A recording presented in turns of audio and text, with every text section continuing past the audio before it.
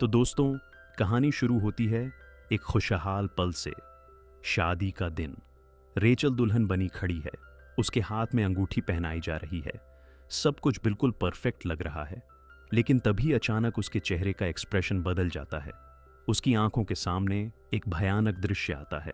एक लंबा अंधेरा गलियारा, चारों तरफ खून फैला हुआ है। कहीं से दर्द भरी चीखें सुनाई दे रही हैं और एक कुत्ता उस खून में घूम रहा है। रेचल घबरा जाती है। उसे समझ नहीं आता कि ये सब क्या है। और यहीं से कहानी हमें 5 दिन पीछे ले जाती है। 5 दिन पहले रेचल और उसका मंगेतर निक्की दोनों कार में बैठे हुए निक्की के परिवार से मिलने जा रहे होते हैं, जो जंगल के बीच बने एक पुराने केबिन में रहते हैं। रास्ता लंबा है और माहौल थोड़ा अजीब सा लगता है। रास्ते में निक्की मजाक मजाक में एक पुराने कातिल की कहानी सुनाता है, लेकिन वह कहानी सुनकर रेचल को अजीब सा डर महसूस होने लगता है, जैसे ये सब सिर्फ कहानी नहीं है। थोड़ी देर बाद जब वे लोग खाने के लिए रुकते हैं, तब रेचल अनजाने में एक अजीब सा चिन्ह बना देती है। और जब निक्की उसे देखता है तो वह चौंक जाता है, क्योंकि वह चिन्ह उसी पुराने कातिल की दुकान का होता है जिसे रेचल ने कभी देखा ही नहीं था। अब यहाँ से चीजें और अजीब होने लगती हैं। रेचल को एक कार में अकेला बच्चा दिखता है, लेकिन जब वह दोबारा देखती है तो वहाँ कोई नहीं होता। वह बाथरूम में जाती है और वहाँ उसे एक सड़ा हुआ मरा हुआ कुत्ता मिलता है, जैसे किसी ने उसे बेरहमी से मार दिया हो। उसका डर अब धीरे धीरे बढ़ने लगता है। आखिरकार वे दोनों केबिन पहुंचते हैं। पहली नज़र में सब कुछ सामान्य लगता है, लेकिन जैसे जैसे समय बीतता है, रेचल को महसूस होने लगता है कि इस घर में कुछ ठीक नहीं है। दीवारों पर लगी तस्वीरें, पुराने जानवरों के पुतले और परिवार के लोगों का अजीब व्यवहार, सब कुछ उसे असहज कर देता है। रात को जब सब लोग बैठे होते हैं, तब उसे एक डरावनी कहानी सुनने को मिलती है। सॉरी मैन की। एक ऐसा आदमी जो औरतों को मार देता है और उन्हें काटते हुए बार बार सॉरी बोलता रहता है, क्योंकि उसे लगता है कि उसकी पत्नी किसी और के अंदर छुपी हुई है। यह कहानी सुनकर रेचल के मन में एक अजीब सा डर बैठ जाता है। और उसी रात जब सब सो रहे होते हैं, रेचल की नींद खुलती है। उसकी नाक से खून बह रहा होता है और बाहर कोई आवाज़ें आ रही होती हैं। वह बाहर जाती है और उसे लगता है कि कोई उसे देख रहा है। और तभी उसे एक चिट्ठी मिलती है जिस पर लिखा होता है, यह शादी मत करो। अब रेचल पूरी तरह से डर चुकी है। अगले दिन उसे लगता है कि निक्की का परिवार उससे कुछ छुपा रहा है। उसकी शादी की ड्रेस अचानक गायब हो जाती है और उसे हर चीज़ में शक होने लगता है। वह जंगल में जाती है और वहाँ उसे अपनी ही ड्रेस पहने एक पुतला लटका हुआ मिलता है। और पास में एक आदमी ज़मीन खोद रहा होता है, जैसे किसी की कब्र तैयार कर रहा हो। यह सब देखकर उसका डर अपने चरम पर पहुंच जाता है। लेकिन जब वह सबको बताती है तो परिवार उसे समझाता है कि यह सब निक्की की माँ की बीमारी की वजह से हो रहा है। रेचल थोड़ी देर के लिए मान भी जाती है, लेकिन उसके दिल के अंदर एक डर अब भी बाकी रहता है। धीरे धीरे कहानी और रहस्यमयी होती जाती है। घर में एक अनजान आदमी छुपकर घूम रहा होता है। कोई उसे ठीक से देख नहीं पाता, लेकिन उसकी मौजूदगी हर जगह महसूस होती है। रेचल कोशिश करती है कि सब कुछ सामान्य हो जाए।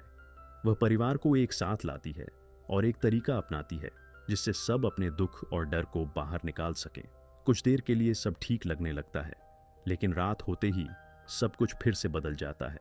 वही अनजान आदमी अचानक सामने आता है और रेचल को पकड़कर कहीं ले जाता है। अब कहानी अपने सबसे बड़े मोड़ पर पहुंचती है। रेचल को एक सच्चाई पता चलती है जो उसकी पूरी जिंदगी बदल देती है। उसे पता चलता है कि उसकी माँ की मौत उसकी शादी के दिन ही हो गई थी और उसी समय उसका जन्म हुआ था। उसके पिता, जो सालों से छुपे हुए थे, अब सामने आते हैं और उसे बताते हैं कि यह सब कोई इत्तेफाक नहीं है। ये एक श्राप है, एक ऐसा श्राप जो उनकी पीढ़ियों से चलता आ रहा है, जिसमें अगर कोई लड़की अपने सच्चे जीवन साथी से शादी नहीं करती तो शादी के दिन उसकी मौत हो जाती है। अब रेचल के सामने सबसे बड़ा सवाल खड़ा हो जाता है, क्या निक्की उसका सच्चा जीवन साथी है या नहीं? अगर वह शादी करती है तो उसकी जान जा सकती है, और अगर वह शादी नहीं करती तो यह श्राप निक्की के परिवार पर चला जाएगा।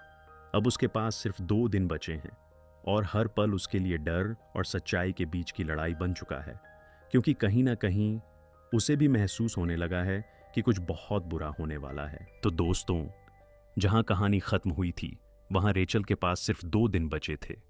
2 दिन अपनी किस्मत तय करने के लिए उसके दिमाग में बस एक ही सवाल घूम रहा था, क्या निक्की उसका सच्चा जीवन साथी है या उसकी मौत का कारण? रात रेचल सो नहीं पाती। हर तरफ उसे अजीब आवाजें सुनाई देती हैं, जैसे कोई उसके आसपास घूम रहा हो, जैसे कोई उसका इंतजार कर रहा हो। वह खिड़की से बाहर देखती है, घना अंधेरा और दूर जंगल में किसी के चलने की हल्की सी आहट। उसे महसूस होता है वो चीज अभी भी उसके पीछे है। अगली सुबह घर का माहौल पहले से भी ज्यादा अजीब हो चुका था। निक्की उससे सामान्य तरीके से बात कर रहा था, लेकिन अब रेचल को उसकी हर बात पर शक होने लगा था। कहीं वो सच में उसका सच्चा साथी है या वो भी इस श्राप का हिस्सा है। रेचल सच्चाई जानने के लिए अकेले निकल पड़ती है। वह फिर से उसी गैस स्टेशन पर जाती है। वहीं उसे वह अजीब आदमी मिलता है जो पहले भी उसे चेतावनी दे चुका था। इस बार वह आदमी उसे साफ साफ कहता है, मौत हमेशा करीब रहती है और जब समय पूरा होता है तो वह खुद आकर ले जाती है। उसकी आंखों में एक अजीब सा दर्द था, जैसे वह खुद भी इस श्राप का शिकार हो चुका हो। अब रेचल वापस घर लौटती है, लेकिन इस बार उसका डर और भी गहरा हो चुका था। रात होते ही घर के अंदर अजीब घटनाएं शुरू हो जाती हैं। दरवाजे अपने आप बंद होने लगते हैं, फर्श पर खून के निशान दिखाई देते हैं और वही सॉरी मैन की कहानी अब सच लगने लगती है। रेचल को लगता है कि अब उसके पास ज्यादा समय नहीं बचा, तो वह एक बड़ा फैसला लेती है। वह तय करती है कि वह शादी करेगी, लेकिन सच्चाई सामने लाकर शादी का दिन आ जाता है। सब कुछ सज चुका होता है। लोग खुश दिखने की कोशिश कर रहे होते हैं, लेकिन अंदर से हर कोई डरा हुआ होता है। रेचल दुल्हन बनकर खड़ी होती है, उसके हाथ कांप रहे होते हैं। निक्की उसके सामने आता है और जैसे ही वह उसकी आंखों में देखती है, उसे फिर वही भयानक दृश्य दिखाई देता है, खून, चीखें और मौत। और तभी अचानक माहौल बदल जाता है। हवा तेज चलने लगती है, दरवाजे अपने आप बंद हो जाते हैं और वह चीज जिसका डर सबको था आखिरकार सामने आ जाती है। सच सामने आता है। यह श्राप सिर्फ एक कहानी नहीं था, यह सच था और अब फैसला होना था। क्या निक्की सच में उसका सच्चा जीवन साथी है या रेचल की किस्मत पहले से ही लिखी जा चुकी है? आखिरी पल में रेचल एक ऐसा फैसला लेती है जो सब कुछ बदल देता है। कहानी का अंत शॉकिंग होता है, जहां एक सच सामने आता है, प्यार और किस्मत के बीच की लड़ाई में हमेशा जीत प्यार की नहीं होती। तो दोस्तों, यही थी इस सीरीज की पूरी कहानी। अगर मेरे प्यारे दोस्तों वीडियो अच्छा लगा है तो वीडियो को लाइक करें और चैनल को सब्सक्राइब ज़रूर करें।